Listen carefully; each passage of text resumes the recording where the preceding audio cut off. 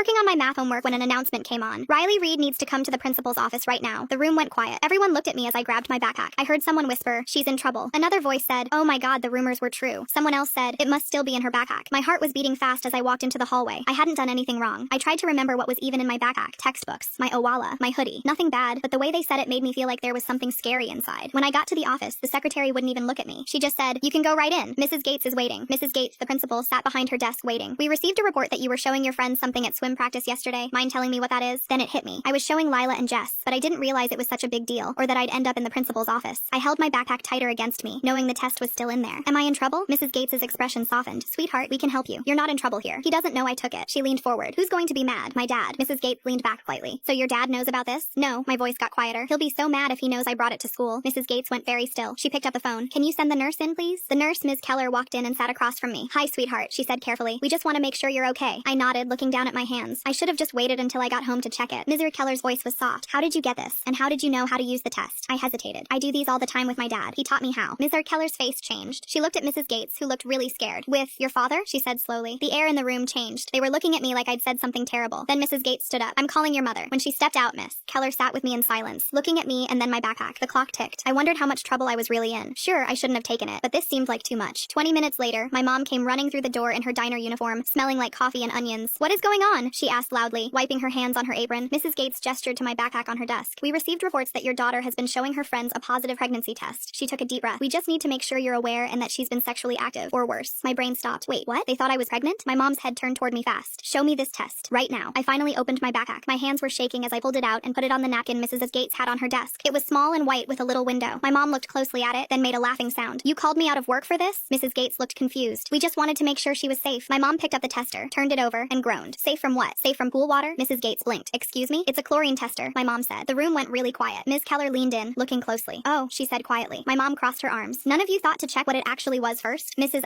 Gates cleared her throat. "It looks like there was a mistake." My mom looked at me. "Did you take this from your dad's work?" I nodded. "I just wanted to show Lila and Jess if the rumors about how dirty the pool was were actually true." I paused. "And they were. It's barely safe to swim in." Mrs. Gates said she was really sorry, and then made a school announcement about talking to people and not spreading rumors. But it was too late. When I got back to class, everyone stared. Someone whispered, "Guess she's not as ran through as they said," and a few kids laughed. But that wasn't even a good joke. I'm not even on the track team.